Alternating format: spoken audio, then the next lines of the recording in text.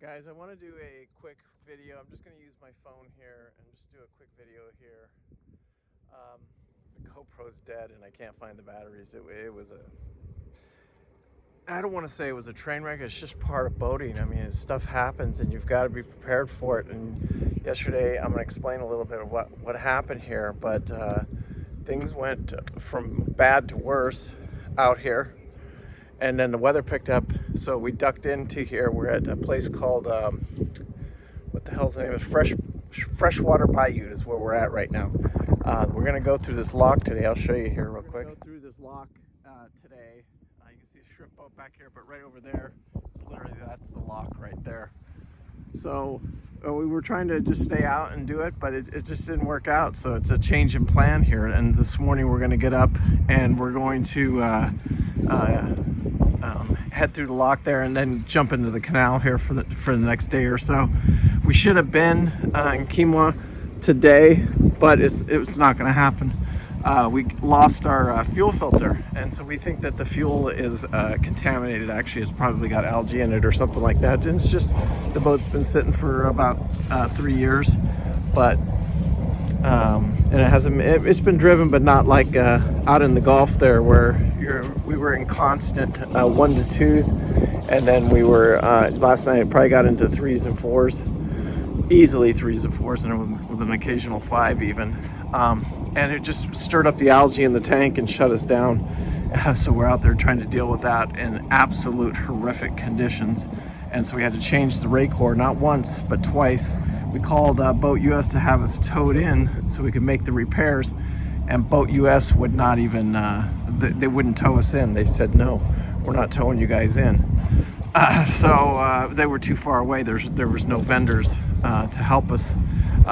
Then we called the sheriff, and the sheriff said, I've got one more solution for you. I used to be a boat mechanic, and I worked on that exact engine. And so he talked to James and told James, this is your last ditch effort right here, because we had been sitting there for about 4 hours trying to wait for somebody from Boat US. In the video I keep saying towboat, but it's Boat US is the one we're members of, and we couldn't, they wouldn't, they did not come out and get us. They were like, they said they were 60 miles, or they didn't have a vendor within 80 miles of us, and so they couldn't do it.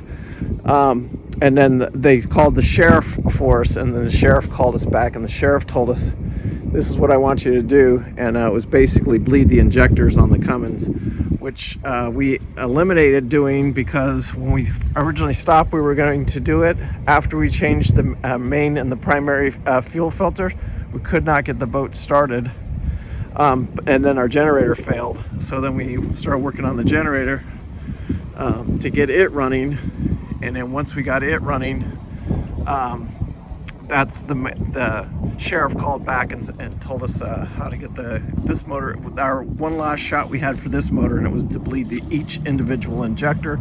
We did that. The boat started up. We lost the Raycor twice last night.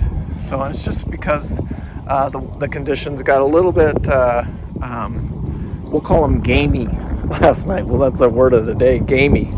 And it just, it is what it is.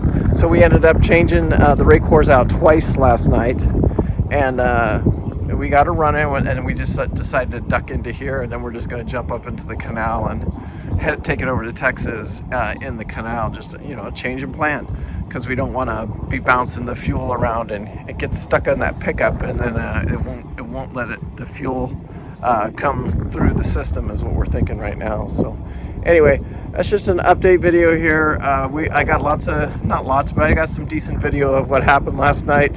So I'm happy to share it with you guys when it comes. I'm going to share this one with you. Enjoy it. That was with me last night. I was so seasick, and it was just from the sitting around and bouncing around. I really did get seasick. I haven't been seasick in a long time, and I was thrown up overboard, so I was pretty sick actually. But we got, like I said, we got everything going, and we're back out of here today, and we're gonna finish this thing up. It's going to take us a couple extra days here in the canal, but we'll get her done. Hey, remember, live life with no regret. I do. Bye. All right, guys.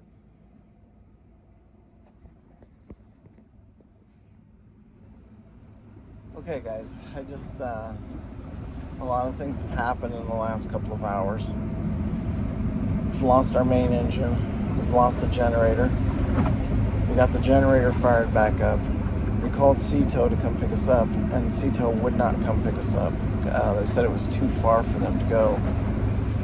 So then the Coast Guard doesn't have a station, and we did get a hold of the Marine Police. And the Marine Police guy happened to be a Marine mechanic.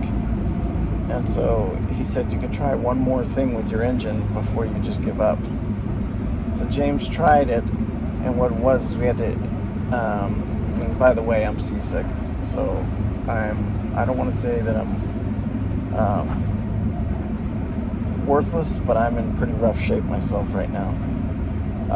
And I am able to go up to the helm and give James a hand, and we just, part of this video right here is just telling you that we're going to probably take it out here and head over to try and get out of this and get back into the canals, even if it's just for a day or two to ride out this little front that's coming through. We should have been like 4 hours further along the coast right now, and there's a little bit of a low, and that's what we were trying to catch into. But because of the boat's just not, it's struggling again right now, we can tell, and we think we have algae in the fuel because it's attacking our ray core.